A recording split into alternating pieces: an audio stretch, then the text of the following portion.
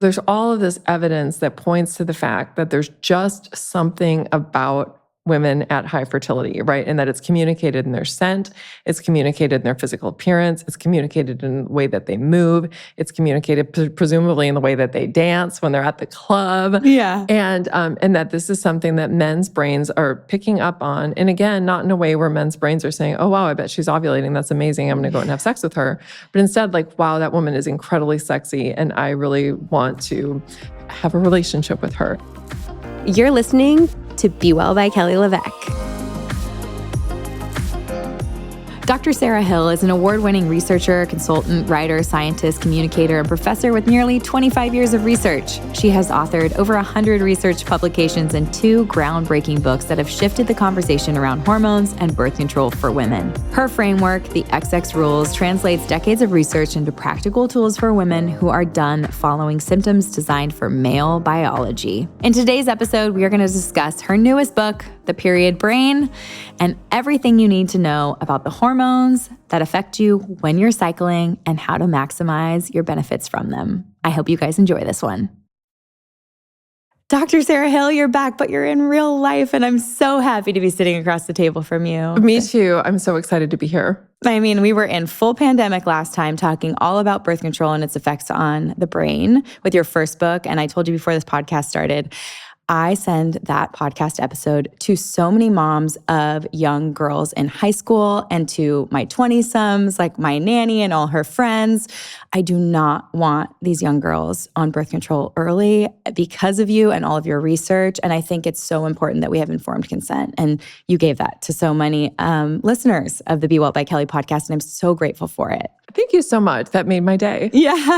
No, it really is truly one of those ones. I have a couple, like the Ben Bickman blood sugar one about PCOS. I send that to people. And then yours with birth control. Like there are just some in my brain where I'm like, that was such a solid episode with real solid research that allows for us to make that decision and have informed consent. And you're doing that again in a different way with your new book, The Period Brain, which was an amazing read and a great follow-up to that because in your first book, you talked all about how birth control really, really shuts down that HPO axis and like our hormones and our understanding of our body. And then with this book, you talk all about like, what are these wonderful hormones? What does it mean to cycle? What are the symptoms related to that and why? And I thought it was so fascinating. So I'm so excited to jump in. Thank you. I'm so excited. I was really excited to write this book because I think that there's been a marginalization of the impact of women's hormones on the way that women experience themselves and experience the world around them. And I think in a lot of ways, that's how we got to the birth control pill because it was like, oh, hormones don't matter, right? They only matter for reproduction or they only matter for your, what's going on in your endometrium and they don't matter for anything else, which is not true. And, ultimately we ended up in this place where we have the birth control pill, which has all of these cascading influences on the way that women experience themselves in the world. And then this is about, okay, so like, what are these profound effects that our hormones have on how we experience ourselves in the world? And how can we harness the power of that to optimize and to feel our best? Well, I think you're so eloquent in the way that you describe hormones and break it down for us. So I'd love to do the 101 on this. Great. Like, what's happening in our cycle in each of the phases? What are the hormones? What are the symptoms? And why the heck would we want those symptoms and benefits from them? Right. Yeah. So the first thing that we need to do to talk about cycles is just talk about why it is that we cycle anyway. Men don't cycle. Men have one primary sex hormone. And the reason that men have only one primary sex hormone is that their body only needs to do one thing to reproduce, right? They just need to attract a partner and have sex. Yeah. And that's what their sex hormone does, is that when we're in the world of biology, we call it the hormone of mating effort, right? It is all things related to attraction of partners and then sex. And for women, of course, the act of reproduction requires 2 jobs. We have to attract mates and have sex. And then we also have to allow for implantation and pregnancy. Right? And that's why our bodies cycle, is that we shift between states that are optimized for mate attraction and sex. And that is the domain of estrogen in the first half of the menstrual cycle, so days 1 through 14. And then our bodies also have to prepare for implantation and pregnancy. And that's the domain of progesterone, our second primary sex hormone, that's usually running the ship between days 15 to 28, if we're talking about a 28-day cycle. And so broadly speaking, when we're talking about what the menstrual cycle is, we're talking about a cycle that is designed to do these two jobs that help to promote reproduction, right? Sex and attraction, and then implantation and pregnancy. And so all of this starts on day one of the cycle. And day one of your menstrual cycle is just the day you get your period. So it's really easy to recognize. Like we all know when it's happening, and that is day one. And during this time, our levels of both of our primary sex hormones are very low. And so even though women are oftentimes given a hard time about being hormonal when they have their period, this is actually when we're least hormonal. Our hormone levels are super low. And when our hormone levels are low, that actually sends a signal to the brain, because the brain doesn't like it when women have very low levels of sex hormone, and it will start to stimulate the ovaries indirectly through the pituitary gland and tell them to start stimulating egg follicles to prepare for ovulation. And so the brain starts to tell the ovaries, stimulate egg follicles, the egg follicles start to develop. And when they start this developmental process, this leads to the release of the sex hormone estrogen, right? And most of us know about estrogen as it's like a feel-good female sex hormone. It makes women feel sexy. It makes them smell sexy. It makes them sound sexy. They dress sexy. They want more sex. They have more sex. So estrogen in a lot of ways is analogous to what testosterone does in men, in that it is this like mate attraction and sex promoting type of a sex hormone. And what we tend to see is that estrogen levels as egg follicles are maturing and being released, and then once a dominant follicle takes over, this is the one that's going to be ovulated. When it's fully mature, beginning to fully mature, it causes the release of really high levels of estrogen. And what we tend to see is that estrogen levels across the cycle really start to rise and peak right around days 7 to 14 of the cycle, right? And so generally between days 7 and 14, within that is what we call the fertile window. And this is the period of time when sex can lead to conception. And so this is usually, roughly 5 days prior to ovulation. And then on the day of ovulation itself, this is a time when if you have sex, you can get pregnant from sex. And during this time, this is also the time when women want sex the most. Like, it is no mistake that we've inherited this brain from our female ancestors that is sexually primed when sex can lead to conception, because obviously that's a very inheritable trait to have. It's going to get passed down a lot because it leads to reproduction. And so generally speaking, when we look at the first half of the menstrual cycle, the first 14 days, this does tend to be a time that is oriented toward mate attraction and sex. And we find, as I said, that women have this whole cascade of physical and psychological changes that are sex promoting. We also find that women's energy levels tend to be at an all-time high. Their need for food is at an all-time low. So women have like a relatively lower physical appetite for food. And instead they're more focused on these outward pursuits like mate attraction and sexual activity. And women feel pretty good. Your sleep needs are less. It's actually really fascinating because your recovery tends to be better because your respiration rate is relatively low. It's a good time to be a woman when estrogen is at the helm. So you're basically saying this is the time to do anything outward facing, do my podcast, be like big and bold and sexy, and it's when you're going to feel best doing those things. It feels really natural. So there's been these really cool studies done, just even looking at the amount of contact that women have with other women, like how much they want to talk, and looking at social media responses, like how often do women comment on other people's posts. And when estrogen is high, women are they're just more outgoing. Social. And they're more social, and they want to connect, and they want to connect with peers, and they want to connect with potential partners. And it's this time, like I said, where women's energy tends to be very outward focused. And everything in the brain and the body is sort of oriented that way.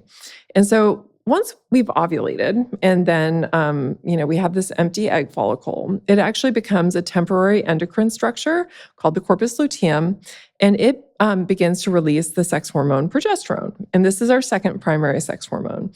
And again, instead of creating a physical and psychological state that is optimized for attraction and sex, like estrogen is, it instead is totally shifting the body's gears to be optimized for a state for implantation and pregnancy. And this requires completely different types of activities, right? This isn't going to be about going out and, using energy to attract mates and, sort of make a big splash in the world. Instead, it's going to be about directing energy inward because your body has a really important building project that's going on in terms of getting the endometrial layer prepared for the possibility of implantation, keeping yourself safe so that way if something does happen and you do have an implantation event, that you're able to gestate this baby.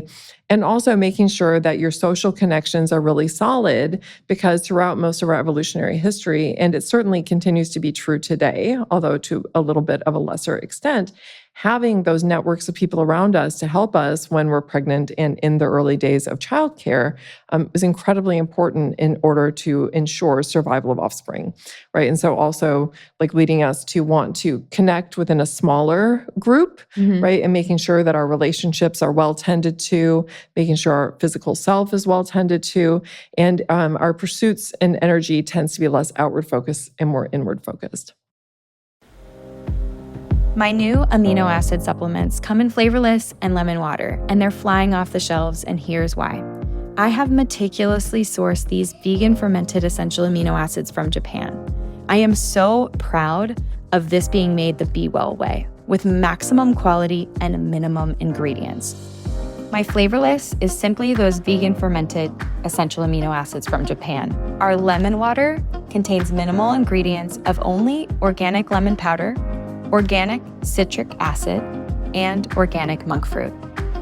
No natural flavors, no artificial flavors, no artificial sweeteners, no emulsifiers, no additives. This is simply that nutrition targeted for your goals.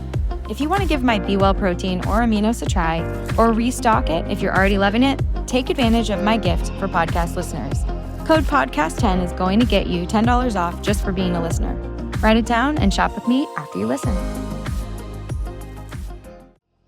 I have to tell you about something that's completely changed my daily routine. AG1. As a busy mom juggling school drop-offs, after-school activities, and sports practices, it's the one simple thing that helps me feel one scoop ahead of everything life throws me. Since starting AG1, I've noticed steady energy, better digestion, fewer supplements cluttering my counter. Its antioxidants, probiotics, and functional mushrooms help keep my immune system strong, while superfoods and B vitamins give me balanced energy all day. No crash, just focus. But winning my mornings really starts the night before. Sleep is everything. If I don't get it, my day feels off. That's why I'm so excited about AGZ. AG1's new nighttime drink. It's melatonin-free and formulated with adaptogens, herbs, and minerals to help you fall asleep, stay asleep, and wake up feeling refreshed. I drink it about 30 minutes before bed. Warm with water, and the chocolate flavor is my favorite. It's delicious, relaxing, and the perfect way to wind down after a full day. I use AG1 in the morning or midday and AGZ at night, and you should too. To simplify your wellness routine and feel your best all day, head to drinkag1.com/bewell for a free welcome kit with the AG flavor sampler and a bottle of vitamin D3 plus K2 when you first subscribe. That's drinkag1.com/bewell. I mean, that totally tracks with me. And we were talking before the podcast started that I feel like a lot of times I'm a driver, and my life and lifestyle has just sort of evolved in that way based on Chris and my careers and the fact that, I've built this business, and then the momentum gets going and I get going and the drive and the passion is there.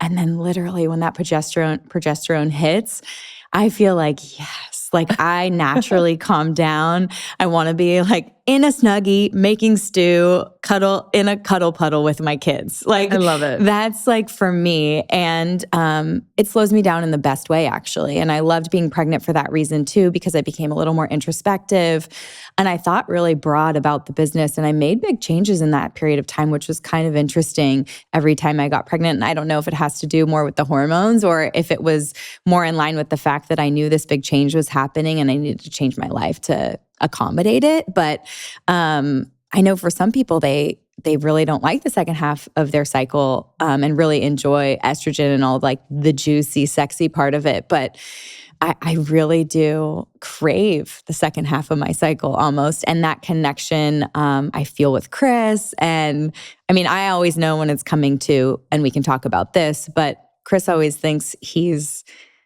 I mean, it's just funny. Like, I know when he wants to have sex, and it's literally like, I'm literally going to ovulate in 24 hours. Like I know before you know that you're going to be attracted to me. And I'm That's like, so here funny. we go. Here we go. Okay. I love it. That's so funny. So what is it about that? Like, what is it about, the enjoyment that people have in certain times of their cycle?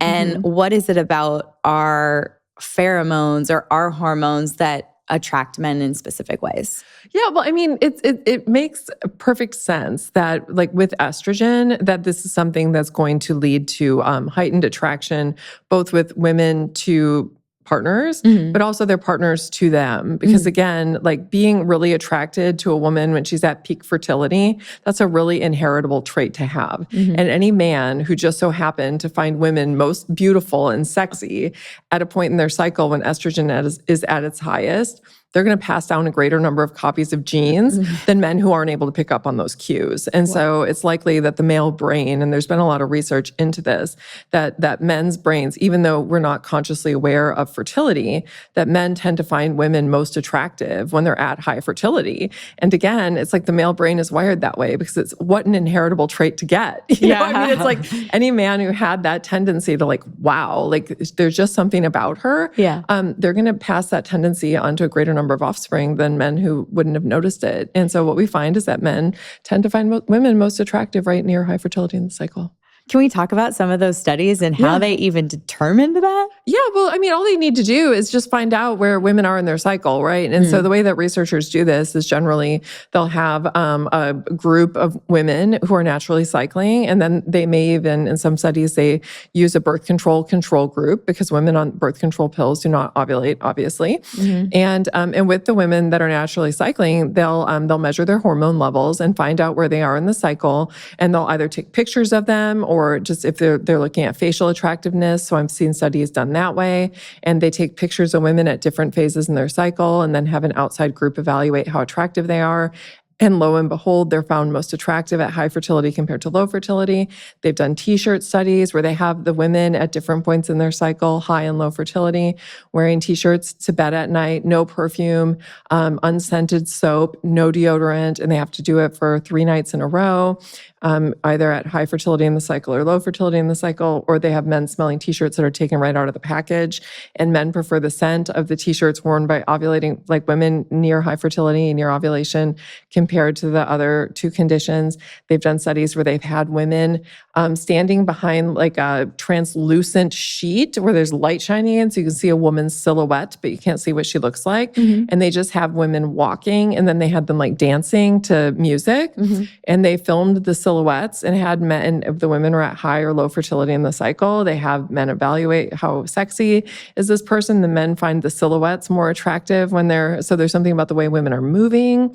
They've done the studies at the strip club where they've looked at strippers based on where they are in the cycle or whether they're using hormonal birth control. And what they find is that the naturally cycling women, they earn more tip money at high fertility compared to low fertility. And the birth control women are more constant across the cycle. And so there's all of this evidence that points to the fact that there's just something about women at high fertility, right? And that it's communicated in their scent, it's communicated in their physical appearance, it's communicated in the way that they move, it's communicated presumably in the way that they dance when they're at the club. Yeah. And that this is something that men's brains are picking up on. And again, not in a way where men's brains are saying, oh, wow, I bet she's ovulating. That's amazing. I'm going to go out and have sex with her. But instead, like, wow, that woman is incredibly sexy and I really want to have a relationship with her.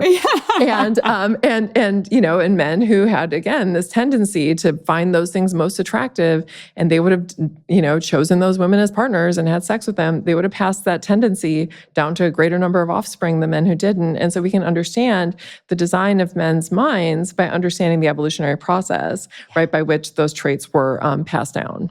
That is so fascinating and Yeah. amazing for men to just think it's something about us and not Right. inherently know Right. that it's like our pheromones or our hormones. It's Right. giving us this like sex appeal. Right. Yeah. Well, it's so interesting too, because, women feel it too. And I know that I'm sure you felt that where you just have these days where you just like, you feel like your hair is just laying right and everything is just looking exactly as it should. And you just feel really sexy. And, Yeah. and then you have days where you do not feel that way and you feel like you want the Snuggie. Yeah. And it's so amazing how sensitive our brains are to hormones and how sensitive other people's brains are to our hormones. Yeah. And there's so much about it that we're still learning.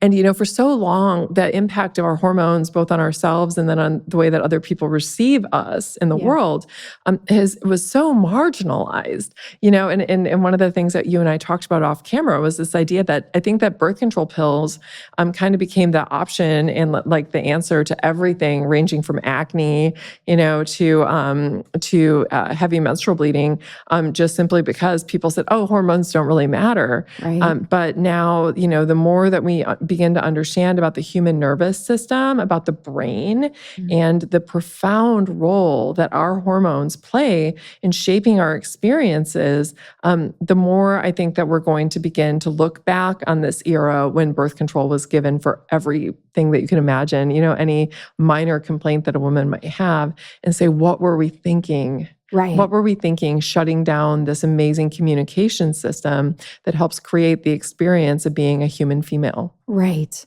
Well, and I just think if you were actually given that informed consent of like, here's what you're going to miss out on.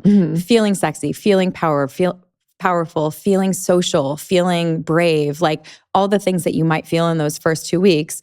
We're going to give you this hormonal birth control that you don't have to worry about having a cycle. You don't have to worry about getting pregnant. Oh, but we're not going to tell you that it's going to increase your depression risk and maybe make you feel numbed out in your life. But instead, like actually told you, here's the wonderful things that you may feel in the first 2 weeks. And here is the way that you can naturally feel calm, relaxed, kind of like, I want to say like insular, like kind of like a natural homebody. And I feel like that's a natural cycle that I even feel in my business life and my family life, where I want to have periods of time where I'm like, get out there and do it and have, really like social relationships with girlfriends and play pickleball and like go to the gym and be in a awesome yoga class with loud music. And then I have times when I just want to be connected to my family and like check in on my sisters and like be a little bit more calm and quiet. I think we need those cycles and those changes, just like the seasons. As a mom and a clinical nutritionist, I'm always looking for clean, effective ways to support my boys' health. And that's why Hiya has been a favorite in our house. Most kids' vitamins are basically candy, loaded with sugars, dyes, and gummy additives. And that's what I don't want in my pantry. Hiya is totally different. It's a chewable vitamin made with 0 sugar, pressed with a blend of 12 organic fruits and veggies, and packed with 15 essential vitamins and minerals that support immune health, energy, brain function, and more. With your first order, you're going to get a reusable bottle and all these cute stickers so the kids can decorate it. Then each month, they send an eco-friendly refill straight to your door. And if your kids are picky about greens, Hiya now has a chocolate-flavored Daily Greens Plus superfood powder that you just mix with milk or a non-dairy option. And you've got a delicious drink packed with 55 plus whole food ingredients to support brain power development and digestion. Now, we've worked out a special deal for my listeners. You're going to get 50% off your first order. So just head to hiyahealth.com/Kelly. That's HIYAHEALTH.com/Kelly, spelled KELLY, to get your kids the full body nourishment they need to thrive. I'm thrilled to introduce a brand I truly trust for anyone starting their journey to parenthood. It's called Wenatal. As a nutritionist, my number one recommendation for anyone trying to conceive or who's expecting is always to ensure your nutrient status is on point. And that starts with high-quality prenatal supplements. The truth is, many prenatal vitamins out there use ingredients that aren't bioavailable, meaning your body can't fully absorb or use them. Even with key nutrients like vitamin D, many formulas don't pack enough of a punch to make a real impact. And that's why I'm thrilled to share Wenatal with you. Their prenatal vitamins are carefully crafted with bioavailable ingredients like folate, choline, and iron to support both mom's health and baby's development. And here's something special. Wenatal offers a prenatal formula for men too. We Needle for Men contains essential nutrients like zinc and CoQ10 to support sperm health and overall vitality. It's all about laying the right foundation for your family. Every ingredient is clean, science-backed, and third-party tested to ensure you're giving your growing family the absolute best. And here's an amazing offer for you. When you start any We Natal prenatal subscription, you'll get a free 30-day supply of We Natal's Omega-3 DHA Plus fish oil, valued at $34.95. So visit wenatal.com/Kelly today to claim your free Omega-3 DHA Plus while supplies last, because your family deserves the best from the very start. Yeah, no, 100%. I mean, the female body is wired for that. Like, and even think about like the most powerful thing that our bodies do is give birth. Yeah. And it's like, it's push and rest. Yeah. Right? It's not push and push Yeah. and push and push and push, or rest and rest and rest. It's push and rest. And I think that the natural female rhythm is push and rest. And having the second 2 weeks of the menstrual cycle, which I think have been very much maligned, which is why I spend a lot of time focusing on that in the new book, The Period Brain, and just like really understanding progesterone and like, what is that doing? You know, and of course I spend time talking about estrogen and all of the wonderful things that it does, because, and there's been so much research, you know, looking at estrogen and all of the benefits that it has for women's feelings of sexiness and mate attraction and energy levels. But as progesterone is like this really lovely hormone. And the reason that you feel so kumbaya and like, and being in a snuggle puddle, which is like my new favorite expression, with your kids and with your family, is that when progesterone is being broken down by the body, it releases this really beautiful neurosteroid called allopregnanolone.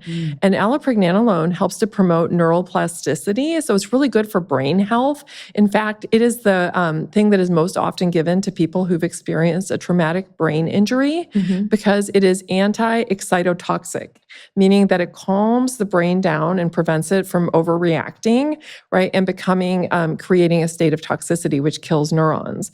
And so it's like this really beautiful, beautiful neurosteroid. And you get that naturally from progesterone being broken down in the body. And it has the effect of stimulating GABA receptors in our brain, which have that kumbaya effect on our brain. And, you know, when GABA receptors are stimulated, some of the things that, you know, do this besides progesterone are things like meditating, yoga, right? Alcohol actually stimulates GABA receptors. So when people have a drink of alcohol and they feel kind of relaxed, that is GABA receptors being stimulated. And we get like this really beautiful effect of this sort of stimulation without all the harmful side effects from things like alcohol, simply by releasing progesterone. And this is why women experience this feeling where they tend to feel a little bit more introspective. They're less outward focused, that shifts their energy inward, instead preparing for the possibility of implantation and pregnancy.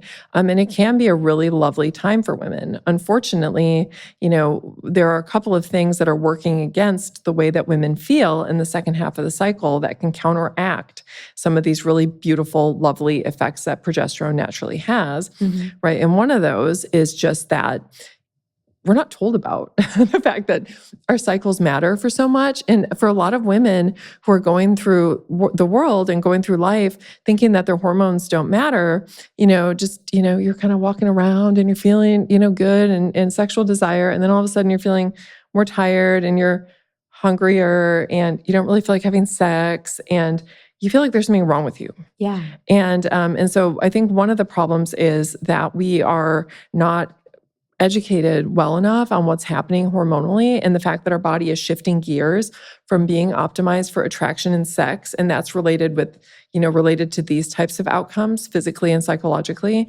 And then as we shift gears into the second half of the cycle, that our body's totally, you know, changing what it's doing. And that's going to be leading to these sets of psychological and physical experiences that are optimized for this other thing. And so just educating women about what's happening so that way they don't see what's happening as a sign of pathology. Because I know so many women, for example, who think that they should have one size fits all sexual desire the way that men do. Because like the only understanding that most women are given about what sexuality looks like is being constantly turn-onable. Right. And women just don't work that way. It's like our sexuality is very cyclical. And sex takes on a different meaning as we go from a time that's, when sex can lead to conception, where women have more what we call spontaneous sexual desire, which is where you just have sexual desire that pops out of nowhere, where you just really he want to have has sex. big arms. Yeah, Babe. exactly. Yeah, it's like, ooh. In that yes. wetsuit right now. Hey. Yeah, no, exactly. And then you're like, yes, that.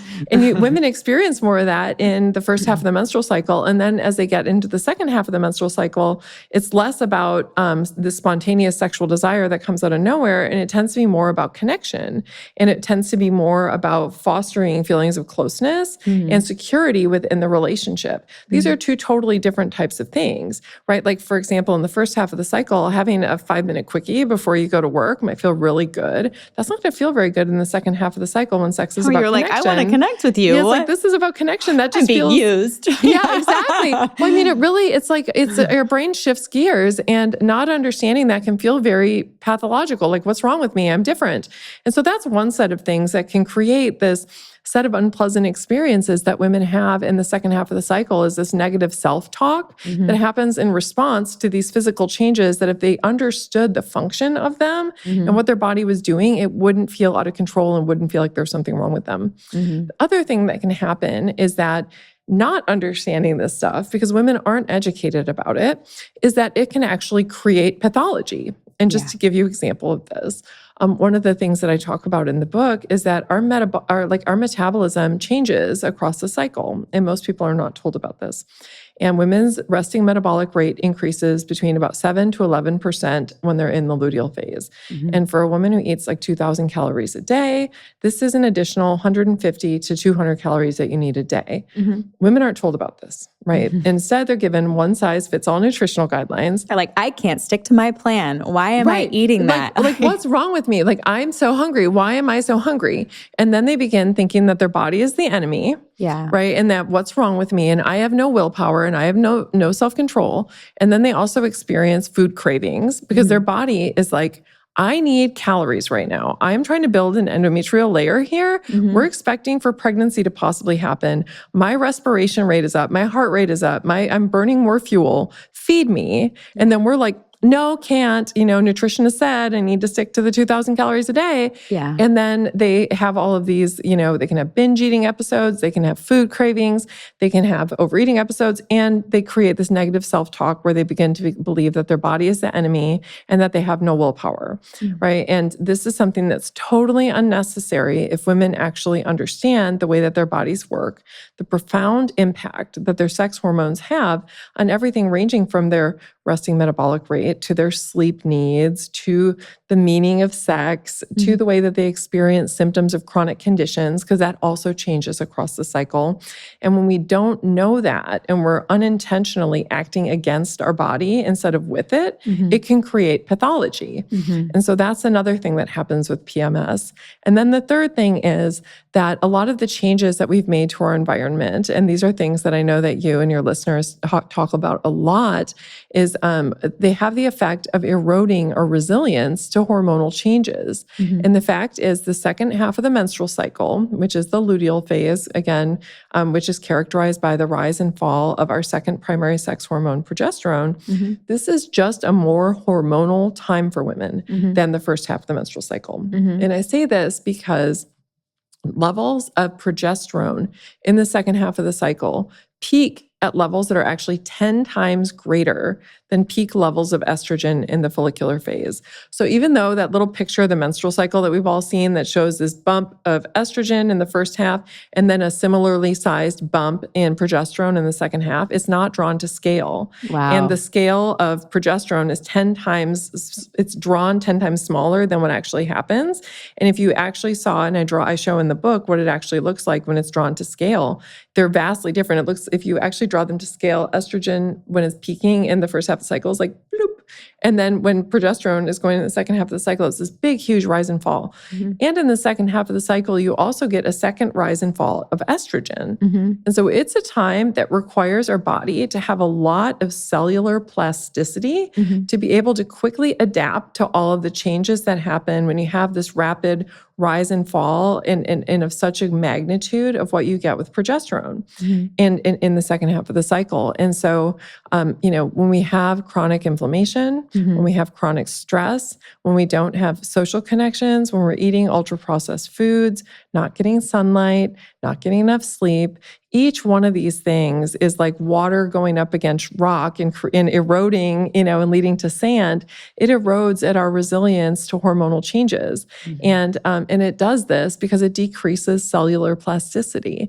And cellular plasticity is important for everybody because having your cells be able to quickly adjust to what's going on is something that allows us to maintain homeostasis, which is the body's preferred state of being. It's like the status quo for biology, and our body loves being in a state of homeostasis. It makes it feel good and it improves well-being.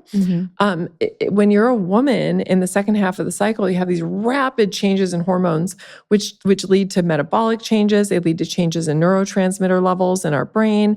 And so you have all these cells in the body that have to quickly adapt, and they have to upregulate receptors or downregulate receptors depending on what's happening. And when you have an erosion of your plasticity, it means you're not as able to do this. And it can lead the system to feel like it's either being flooded or being deprived of the things that it needs. And this creates some of the experiences that women have in the second half of the cycle that can be so unpleasant, where they experience, deep anxiety or deep depression. And even though changes in our emotional weather forecast are very normal in the second half of the cycle, because one of the things that it does is progesterone actually lowers the threshold on what our brain considers to be something that's a threat, right? So our smoke detector for threat, especially within important relationships, is something where, if you get certain types of cues, that all of a sudden your amygdala will start to sound the alarm bells. Like there might be a problem with the relationship. Like, your partner just did this, and this, like that could potentially mean trouble. Your brain actually lowers the threshold for when the smoke detector goes off in the second half of the cycle.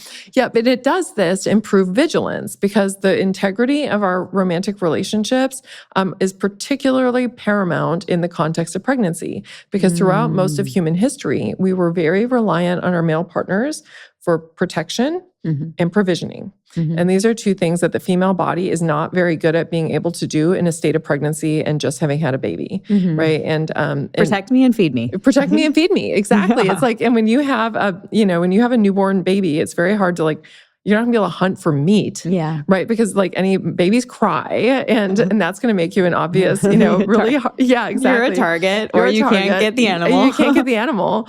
And then also protection, because when you're holding on to a baby, it's really hard to fight, a rival community trying to come and take your stuff. And so we were very reliant on our male partners for these things. And so essentially, when our body's preparing for the possibility of pregnancy, it becomes more vigilant. And knowing this is so powerful, because when you understand that your smoke detector is more fine-tuned during this time, it allows you to be able to recognize that that's what's happening. Because feelings aren't fact. And it's not that your smoke detector is becoming smarter, it's just becoming more sensitive. So it's not more likely to be correct. It's just less likely to be erring on the side of missing a threat. And knowing that, okay, my smoke detector is primed for vigilance, which means that it's more likely to assume a threat even if there's not one there. And understanding that and recognizing it, it might not always keep you from losing your mind in the moment, because I've certainly been there. I continue to go there, where I'm like, oh no, there's something wrong. We're not okay. We're not okay. And then, it always leads to a better aftermath, because when I'm able to go away from the situation, okay, is that because essentially here are the questions I ask myself. I ask myself two questions. Is this thing that happened, did it make me feel like I'm not safe? Did it make me feel like I'm not secure? And it's usually one of those two strings that's being plucked when you have one of these feelings of intense anxiety in the luteal phase, especially surrounding a relationship. And then if that's what's going on, it allows me to very quickly have a discussion with my partner about those things, right? And not the other thing, right? Because let's say that it's something like we had a conversation about, when we were going to next have date night, right?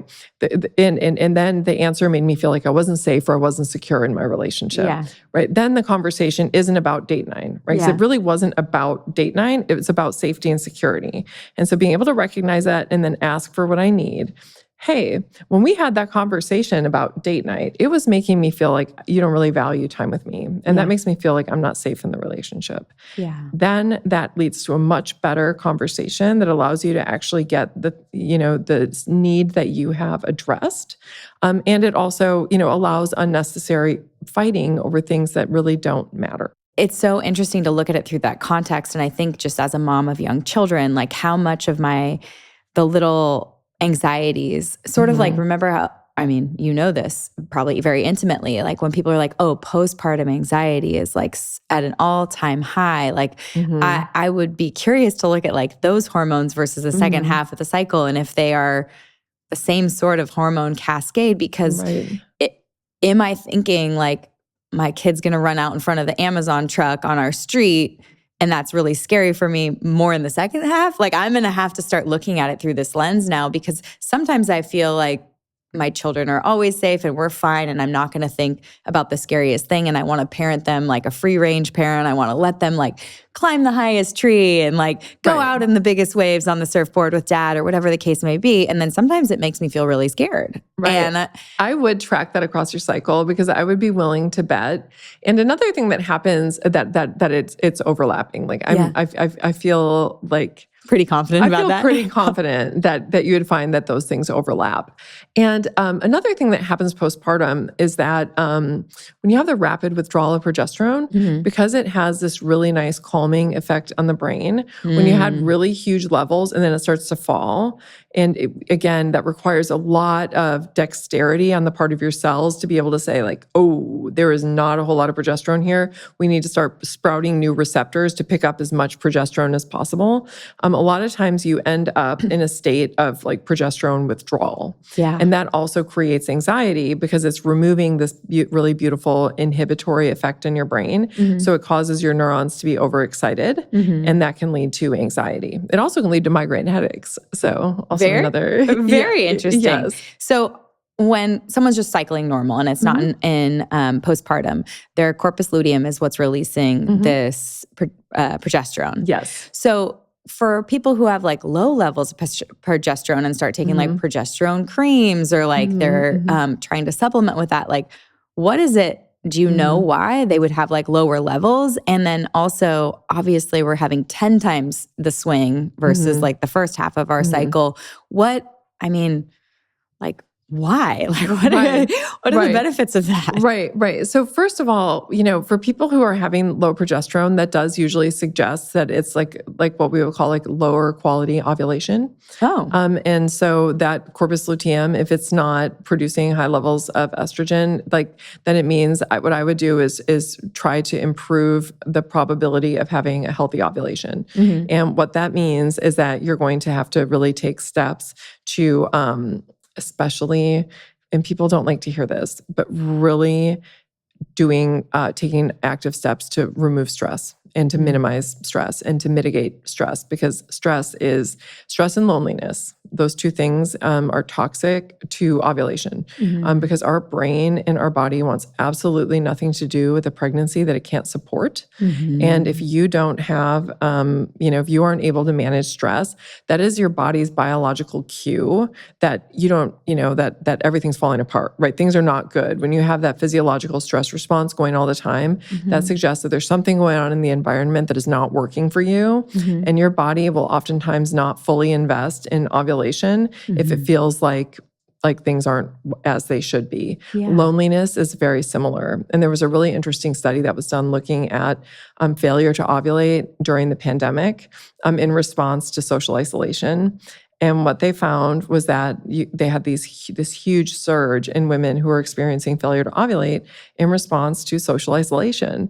And when we don't have other people and our brain is sensing that we don't have a village, then that also, that can erode at ovulation. And this is another thing I talk about in the book, is really talking about how to support ovulation, because as you noted, if you don't ovulate, you don't get progesterone release, Yeah. right? And you also tend to get funky. Your estrogen tends to fluctuate in ways that doesn't feel good. And so having healthy ovulation is super important to having hormonal health and to be able to experience the full spectrum of both of our primary sex hormones. And like when we do research studies, so just to give you an example of how common failure to ovulate is, when we do research studies and we only include in our samples women who have regular menstrual cycles, no endocrine, disrupting issues, so no PCOS, no endometriosis, and they have to be able to predict when they're getting their periods. So this is a very pristine sample. And we have them in, and whenever we're collecting data, looking at the hormonal changes across the cycle and different types of outcomes, we routinely get a number of women failing to ovulate. We usually get about 30% failure to ovulate within a sample. And I checked with my colleagues who do similar research to what I do, and they find the same rates, is about 30% failure to ovulate. And these girls have no idea because they're still getting their periods. And their periods are coming as normal, but they're experiencing these cycles that are, anovulatory. And most of these women are pretty healthy, except for their levels of stress. And stress is not good for fertility, and it's not good for hormone production. And so that's like one of the things that we really need to take seriously. And I think that culturally it's very difficult because there's so much pressure on women to be both women and men. and it's really hard. And so trying to figure out how to prioritize time for self-care and for relaxation and doing things that are nurturing to the self, in addition to doing all of the other things that women are in a lot of cases expected to do. I think is really important. It's so hard because you hear that stress is the worst thing for your cycle and that it can impact it. And it also feels like the thing you have the least control over. What advice would you have for like young women in their 20s, 30s, 40s who are looking to cycle regularly, potentially get pregnant, and feeling that overwhelm around that? Right. Yeah. It's really, it can be tricky, but I think that it's really making it a priority. And for me, just to give an example of this, like I think that even a 10-minute practice in the morning of gratitude and meditation can really go a long way. Because when you learn and start to gratitude journal, and there's a lot of really good research on gratitude journal, and using these and their positive impact on mental health, and then also just decreasing stress and increasing people's resilience to stress, is even just like writing down 3 things every day that you're grateful for. And then if you want to take it a step further, you can write 3 things that you can do that day to make it great, right? Where you're keeping a real focus on actually the quality of your life, not just getting through the day. That shift in mindset can be really productive because stress doesn't have to be bad. It's when it feels bad that it becomes problematic. And so having a shift in terms of focusing on the things that are providing you with gratitude, where you're feeling really happy, focusing on things that you can do to improve your day can be helpful. Meditation can be really helpful. There's a ton of research showing that meditation also helps you be able to be resilient to stress. And something I'll say, because I'm a regular, I have a meditation practice. I'm going to say this because I think that this is one of the most misunderstood things about meditation, is that the benefits that you get from meditation are not reaped while you're meditating. Because I think that a lot of people meditate and they're like, this feels terrible. Like, I hate this. Like, this doesn't work because it's horrible. And it's like, it does. It's horrible. I hate meditating. I do it every single day because the benefits that I get away from the pillow are where it's at, because I'm so much more resilient to what's going on in the environment around me because I have that practice. Even though every single day I show up to do it, my mind is trying to race, and it's an absolute battle. I'm in a battle against myself every day when I meditate. But it's the practice that leads to the outcome. So if you have a terrible time meditating, it's working. Okay, perfect. Because so many people are like, this just keeps feeling terrible. I'm like, yeah, no, it's going to continue to feel terrible. But you're going to start to feel better off the pillow. Like it's all away from the meditation practice. But anything that you can do to manage stress. And I think, also just taking good physical care of our bodies. We are taught that our bodies are just, and I forget who said it, but it perfectly summarizes it, that our bodies are just mechanisms that take us from meeting to meeting. Yeah. Right? Instead of like that this is actually, everything, right? The physical health of our body, it like creates our physical experiences and our psychological experiences. And anything that we can do to improve the physical health of our body is going to improve our mental state and improve our resilience to hormonal changes. It's also going to support ovulation. And so doing things like even, the first step I always recommend to people who have, who feel like they're starting from zero, right? Where they're like, I know that I'm not living my life in a way that's supporting my health and I don't know what to do. The first step I say is just take your morning coffee outside. Yeah. Right? Get morning sunlight, allow that to get into your eyes, don't wear sunglasses, and start to set your circadian rhythms, right? Because that has two positive effects getting morning sunlight. One, it's going to actually wake you up because when you get morning sunlight, it suppresses melatonin production. And so your body is going to know that it's wakey wake time. Yeah. And that it's time to like get going. And so you do that, you have your coffee outside, and then that's also going to help set your circadian clock for then later in the evening. It's going to be time to get tired and go to sleep. And the thing that a lot of women don't realize is that the internal timekeeper in our brain uses the circadian rhythm to help set ovulation. Wow. And so that plays a really important role in terms of having regular cycles. And so for me, and thankfully, I've had regular menstrual cycles for the last 20 years. And even now that I'm in my mid 40s, you could set my watch to them, except for when I go overseas. Because what happens is my days get too long or too short, and reliably every single time that I go transatlantic, I'm 1 or 2 days late on my cycle, and like clockwork. And it just, again, it illustrates the fact that our circadian rhythms play such an important role in regulating our menstrual cycles. Well, that brings us to my next topic, which is we talked about before the podcast, syncing your cycle to the moon, and how it's so crazy to me that I haven't been, I had been on birth control a couple of times with a serious boyfriend in college and then my husband. But the minute we got engaged, I was like, get me off this. I don't want to be on any synthetic hormones. After our podcast, I was so glad that I had met Chris prior to even being I wasn't on birth control when I met him because I know it changes like who you're attracted to and pheromones and all of that. But then once I was, off of it, I started like cycling with the moon. Like I was always ovulating on a full moon. And only after I had Julian was I then bleeding on a full moon. So that's so interesting. What's happening here, and is it really fact or fiction? No. So it's probably somewhere in between. So I'll tell you, so my own experiences are that I'm a full moon ovulator, and after having my kids and lactating, I would get flipped, but then it would just move right back. It would just go right back. And it's been so interesting. And so I was convinced there's something there. And I'm like, there's no coincidence that it's a 28-day lunar cycle and it's 28-day, menstrual cycle. And there's got to be something to it. And then I also have this whole werewolf theory where because if we have a bunch of ovulating women, men's testosterone levels are going to be going up. And so I've always thought the idea, the myth of the werewolf is just so much of men, who are acting uncontrollable around all of these ovulating women.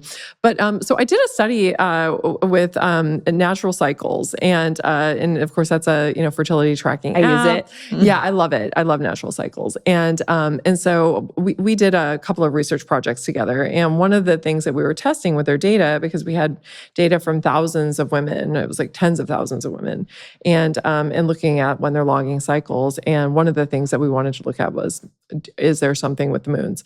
We found zero evidence of that. Okay, so we found no evidence of it. And I'm like, Then I just recently heard it. And of course this makes sense. I just recently heard that indeed, it used to be the case that women did cycle with the lunar cycle. But now that we have light, artificial light, that is like ever since they started introducing artificial light, that led to disruption in the relationship. So they used to find this in research, and then artificial light came into the world, and now they don't find a relationship. And so there are so many people who are experiencing disruption in their cycles because of light exposures. And so another, like I said, and most women don't know this, that your hormonal clock is set based on your circadian clock. And really taking care to protect your circadian clock is going to do a whole lot in terms of promoting ovulation and promoting regular menstrual cycles. And so my guess is if we gave the whole world, blue light blocking glasses to wear at night, and then people are getting morning sunlight in their eyes, that we would find that there was probably a relationship with cycling with the full moon. So it's so fascinating because I have a friend named Christy who helps people, or she teaches people how to sync with the moon, and it has everything to do with that, blocking out blue light at night, but not having complete Las Vegas blackout shades in your room, and towards the full moon, opening your shades just a crack so that like natural light when the full moon is, its biggest and brightest, that it helps you sync naturally, which is crazy to me. Yeah, no, it's so interesting. And if you ever go, if you've ever been camping somewhere like out where there's not a lot of light and you see the full moon, you realize how bright it is. Yeah. But so many of us don't have the opportunity to experience the full moon and all of its brightness because we have so many lights that are flooding out. It makes it look less spectacular in contrast. Right. But it really is very bright. And I love that. Does that work? Like when your friend is working with people and having them take these steps, does it have the effect of helping them cycle with the moon? She said that she can get people to cycle with the moon, and she's done it with a number of people, which I think is just fascinating. So that is super fascinating. Yeah. I love it. Well, you said that there were two things. So one was going outside with your morning coffee. Yes. What was the second thing? The second thing is making sure that you're getting sleep. Yeah. Honestly, like if you get good sleep and you're setting your circadian clock, and these are two things that most people find easiest to do. Yeah. Doing these things will really help to set the stage for having successful ovulation and for having regular cycles. Of course, we also need to protect our social relationships, and we need to be eating whole foods and not be eating a lot of hyper-processed foods or ultra-processed foods. Those don't help the health of our physical bodies, and they promote inflammation. And obviously, having daily physical activity is really important in terms of helping to promote both resilience to hormonal changes and also promoting ovulation. The good news is for women. It's also the bad news, but because everybody, it's like these lifestyle changes that we talk about, like ways to make your cycle better and ways to promote fertility. It's like we've heard them so many times, they're almost boring. Yeah. But they work. Yeah. And what's great is that it's really the same things that you can do to promote ovulation and promote successful hormone release are the same things that are going to promote resilience to hormonal changes. And so taking steps to do things to, increase the quality of the food that you're eating, making sure that you're getting movement, making sure that you're taking time to create and maintain social connectedness, because that's so important. Managing stress, getting enough sleep, and having your circadian rhythms set. All of these things are going to, the effects that they have on the body are just profound. And I know that you and your audience talk about this all the time. It promotes ovulation, it promotes resilience to hormonal changes, meaning that you're going to experience changes in how you experience the world as you move between one phase of the cycle to the other phase of the cycle. But it's not going to feel like falling off a cliff the way that it does for some women when they don't have resilience to hormonal changes. And then it's also going to do things like decrease your risk of cancer and decrease your risk of type 2 diabetes and decrease your risk of developing heart disease and decrease your risk of developing mental health related disorders.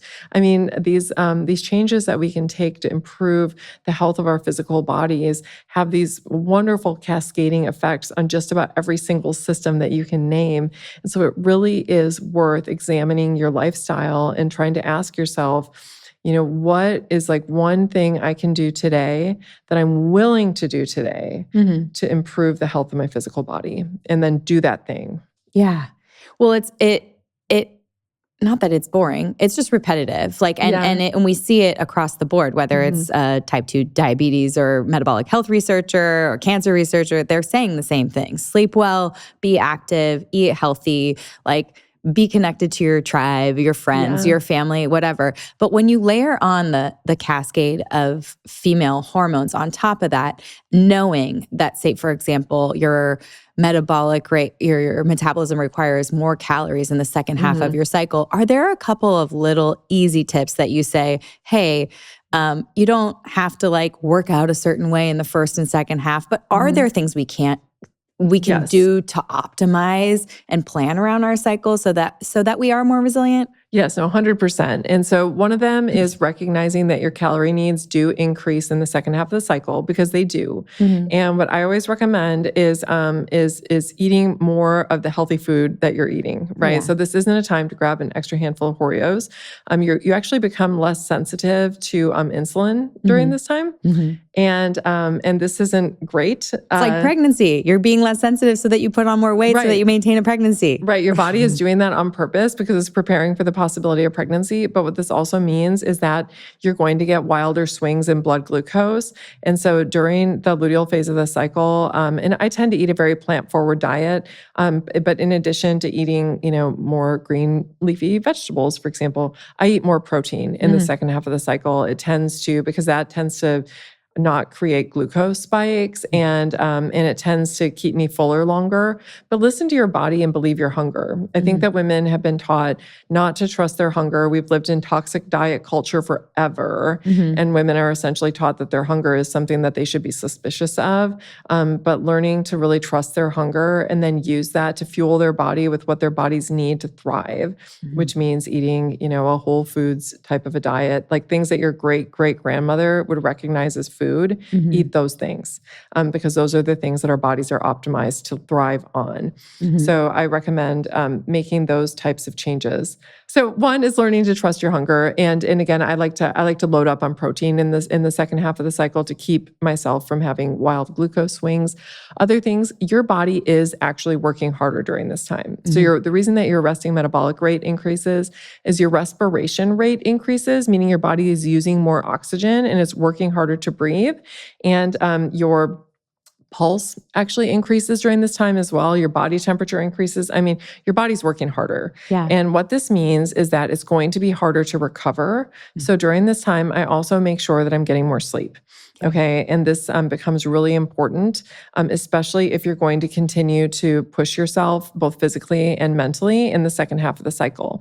I'm not somebody who thinks that, everybody needs to try to schedule their meetings around their cycle and, forward-facing things during this phase and then more introspective things during that phase. Instead, what I try to do, because I don't have as much control over my schedule, and I think most of us don't have a lot of control over our schedules all the time, is I try to really make sure that I'm prioritizing recovery. Because your body needs more recovery time in order to really feel energetic and ready to hit the ground running in the morning. So I start my nighttime routine earlier when I'm in the luteal phase of the cycle. I also take more hot lavender baths in the second half of the cycle, because I get deeper sleep when I have a lavender bath before I go to bed. Like my deep sleep, I always predictably I get more of it. And so I do that in the second half of the cycle, and that helps with that. And then I feel more recovered the next day. And so, and I just like the stuff you get at the store with the Epsom salts, it's got lavender and it's great. And a nice natural product. So I recommend doing that. Also, I really recommend for everybody, take a couple, and you don't have to do this every day, but do it every day for a couple of months. So you don't have to do this for the rest of your life. Track your cycle and track your relationship with your hormonal changes. And if you want to get really into the nitty-gritty with it, use something like the Mirror Fertility Monitor, where you can actually look at your hormone levels every day. So that way you can know that you've ovulated. If you want to take a somewhat less technical look at this, you can use something like the Aura Ring and just look when your body temperature changes, when you're shifting gears from the follicular phase to the luteal phase, and just begin to track your experiences. So what does your sexual desire look like? What do your feelings about yourself look like? Like, how good are you feeling about yourself? What does your energy level look like? Do you have a chronic condition? How are your symptoms? Are they being well controlled right now? Are you on medication? Are you having side effects right now? What are they? Because all of these things shift across the cycle. And so in the book, I talk about, for example, a lot of women who have chronic conditions, whether it's IBS or asthma, you get worsening of symptoms in the second half of the cycle. There's also some research that suggests that the medication that you take to control symptoms of chronic conditions, that can also shift across the cycle because of all of these physical changes that happen as the body is preparing for pregnancy. It can change how well our symptoms are controlled. And this is something that is not well tracked by medicine. So most research that's done on women, for example, looking at the effectiveness of drugs on controlling symptoms of chronic condition, tend to be done in the first half of the cycle when women's hormone levels are low. And they do this to make women most similar to men. Oh my And gosh. so that way they can just lump men and women together as people in the study and then look at how they respond to a drug. And what this means is that the second half of the menstrual cycle is almost always excluded from research. Totally unaccounted for. Yeah, and in progesterone is immunomodulatory. It also modulates the effects of other hormones. It modulates the circulatory system and the metabolic system and so on and so forth. And so there's every reason to believe that it's possible that we're going to get changes. And there's been some evidence that women can experience breakthrough symptoms in the second half of the cycle. And so just really taking the time to learn your body's relationship between your hormones and then the things that matter to you, whether it's your performance, whether it's how well your symptoms of a chronic condition are being controlled, whether it is when your sexual desire rises and falls, whether it is when, you find that you're more tired.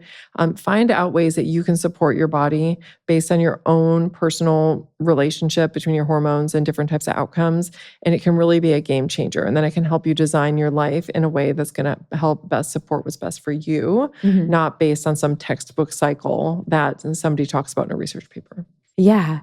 I mean, it's interesting because I feel like if I could wave a magic wand, and you being a researcher, I feel like you would agree with this. For young women, like just getting their cycle, junior high, high school, like these girls should get an Oura ring. They should be on natural cycles. They should start to understand their cycle. We were never taught any of this. Like I think I was taught, this is a pad and a tampon, and here's a video of what's going to happen to you. And it was 30 minutes and it was over. Yeah. And no one ever talked about it ever again. And I was one of the lucky ones that never had debilitating cramps and had to stay home from school or was even, entertaining the idea of being put on birth control for any type of symptoms. But now it's happening left and right. And these young girls don't even know why.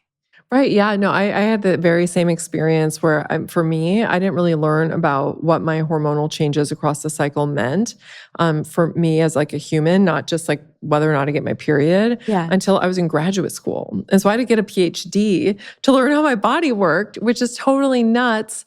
And especially given how important, a role our hormones have in creating the experiences that we have as being human, I think it's like this, we have this opportunity with the younger generation of women to educate them on these things, help them better understand their bodies, and then also be able to better advocate for the things that they need to thrive and to feel their best. Let's take it a step further. And you see brands like there's seed cycling and people start to worry about eating certain foods around certain times in their period because of, plant phytoestrogens or whatever the case may be. How do you feel about that, especially given that you're plant forward? Yeah, well, I mean, I think that if people want to do those things and they make them feel good, I think that they should 100% do them.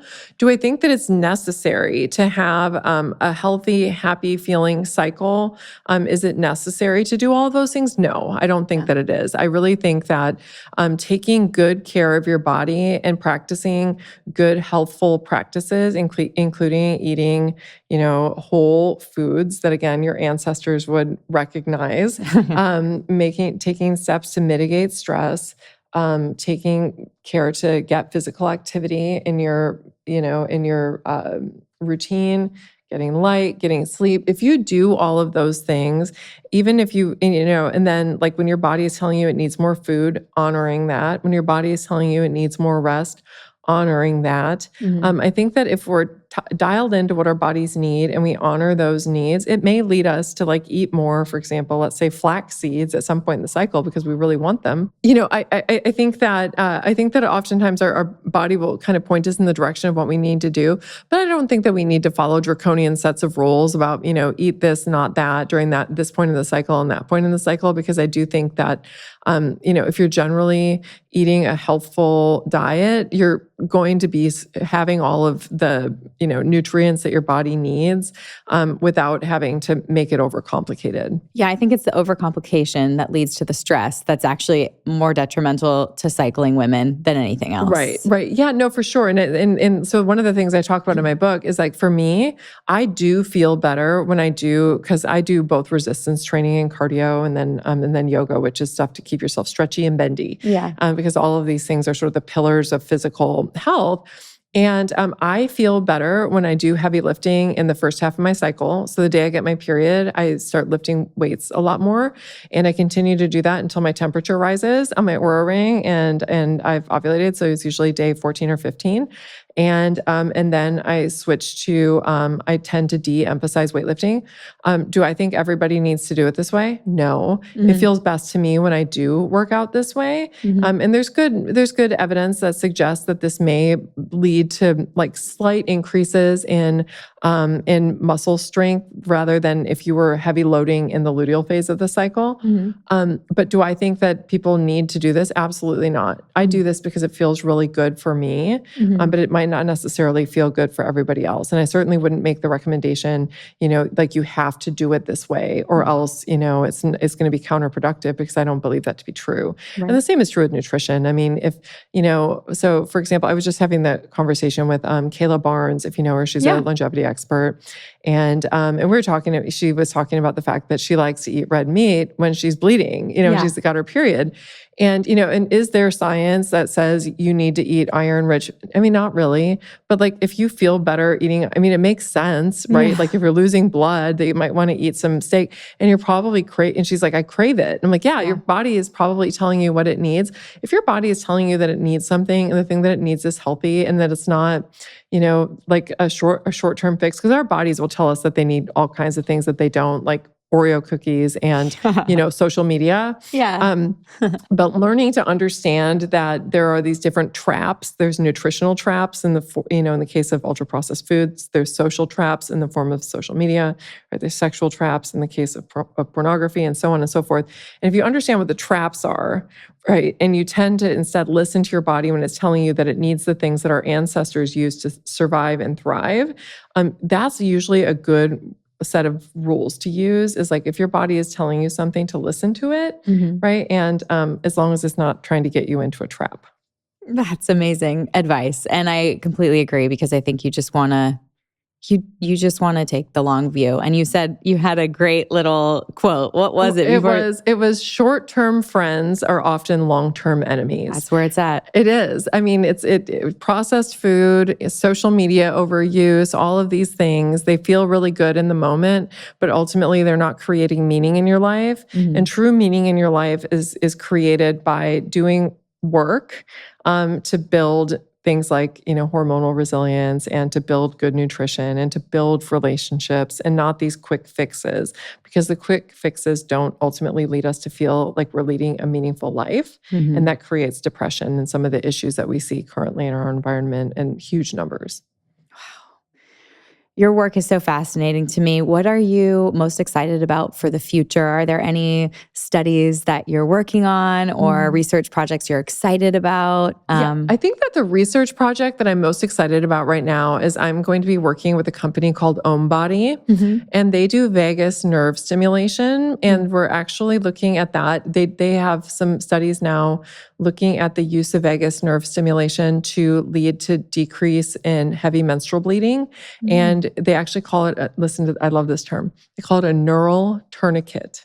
Ooh. And so it's this idea that when you have this nerve stimulation, that it causes the body to understand when it's time to stop bleeding and creates this neural tourniquet. And so they've got good evidence showing that it's related to reductions in heavy menstrual bleeding.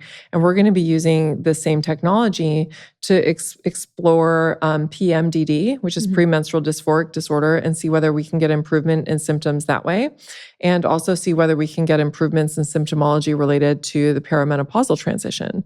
And vagus nerve stimulation is so fascinating because essentially the vagus nerve is this big, long branching nerve that goes from your brain, so your nervous system, throughout your periphery. And so it is how your brain keeps track of how all of your different systems in your body are doing. And it's also how the different systems in the body understand what the brain wants, right? So it's all about communication between what we call the periphery, which is the rest of your body, and then the brain. And when a lot of people have poor vagus nerve communication, right? We call it having poor vagal tone. And this is related to all kinds of issues. You know, it's related to IBS, it's related to PMDD, it's related to depression, it's related to anxiety, and on and on and on. And so when you stimulate the vagus nerve, this actually increases the communication and it improves the communication pathway. And so we're going to be looking at this with PMDD and with the perimenopausal transition, because this is like really great drug-free interventions that we can have that will potentially really help people with their symptomology and improve their lives. So I'm really excited about it. Yeah. I mean, it's an alternative to giving someone birth control when they have heavy periods or these emotional symptoms to that fluctuation. Wow, that's fascinating. Yeah. The only thing, I mean, I've had a number of people talk about the vagus nerve on the podcast, and the ones that stick with me are always humming and singing. And so that's what we do in the car with the kids. I love Just it. like Yes. blast the music, sing as loud as you can, or hum our favorite tune. And I like love it. those two work the best for me because it's like easy to do in my day. Great. Yeah, that's so great. These devices are cool because they just have little sticky that you put behind your ear, and then one right on your tragus, which is a little flap on your ear. Yeah. And you just put that on and it will just pulse, and you do it for an hour or two a day. And the results in the research trials that they've done, they found that it improves symptoms of endometriosis. I mean, it's like it improves almost everything that they tested on. It leads to improvements. And so I'm really excited to look at this specifically with these two issues that so many women struggle with, both with PMDD, because they have so few answers. I mean, these women are really suffering and they aren't given a lot of options for treatment. Yeah. And then also with the perimenopausal transition, that can be such a tough time for women. And anything that we can do to minimize their symptomology will be really helpful. That's amazing. Well, thank you so much for being here and for sharing your new book, The Period Brain. I loved it. I thought it was a really fascinating read and just great reminders of like how, I mean, for me, I guess I wouldn't say that I'm perimenopausal yet, and I'm not menopausal yet. I'm cycling normal every 28 days, but I feel like, geez, it's all got to be coming pretty soon. And if I'm at the beginning of it, I don't really notice the symptoms, which could be the case because I don't really notice the symptom changes during a regular cycle anyways. Like I haven't been as attuned to them other than like that, you know, snuggy progesterone feeling or the like, ooh, my husband's arms look really big today. Right. Like they feel subtle. They don't feel extreme. And that's exactly how they're supposed to feel. Okay. Yes. No, I think that means that you've got good resilience to hormonal changes, because you're not supposed to feel like a totally different person depending on where you are in your cycle. Instead, it's just like, it's little nudges, right? Our hormones have nudging effects where they kind of nudge us this way, like, ooh, look at those arms, and then nudge us this other way where it's like, ooh, snuggle pile. Yeah, totally. Okay. Well, it's just exciting to read the book and to check back in and say like, okay, I'm done having kids. I'm almost done breastfeeding. I've got like probably a month left. And then what is it going to look like? What should I be looking out for? How should I be supporting that resilience? And really just tracking in a whole new way. Because I've always used the Oura Ring in natural cycles through the last, like, I don't know, I want to say like whenever it came out. Yeah. It's been like 5, 6 years. Maybe it's been out longer, but that's about 6 or 7. how long I've been on it. But to track it differently, to really go into Oura and track all those extra symptoms, whether it be sexual desire, how I feel about myself, and to inspire the community to do the same. So thank you so much for writing this book. It was a great follow-up to your first, and I love having you back. You just have so much knowledge, and your research really, really is exciting to me. So thanks for sharing it here today. Thank you so much for having me. Where can people follow along? Where can they get the book? Where can they learn more? They can get books anywhere that books are sold. So if you want to do Amazon, you want to do an independent bookstore, you help yourself, you'll find it there. And you can find me online. My website is sarahehill.com, and that is Sarah with an H. And you can find me on all social platforms, and my handle is Sarah E. Hill, PhD. Again, Sarah with an H. I'm most active on Instagram. Yep. Great follow. I'll put links in the show notes, and I'll share this to everyone. Thank you. Thanks for being here. Thank you for tuning in to this episode of the Be Well by Kelly LeVeque podcast. If you enjoyed the show, please consider leaving a review in your favorite podcast app and subscribing on Apple Podcasts, Spotify, or YouTube. We're also excited to share that full-length video episodes are now on YouTube and Spotify, so you can watch along as you listen. The best way to support me and the show is by sharing it with your friends and family. Your recommendations make all the difference. This is a Wellness Loud production produced by Drake Peterson. The video is recorded by Luke Rodriguez and edited by Jesse Trout. Sound mixing is by Mike Fry. See you next time. The content of this show is for educational and informational purposes only. It is not a substitute for individual medical or mental health advice and does not constitute a provider-patient relationship. As always, talk to your doctor or healthcare team first.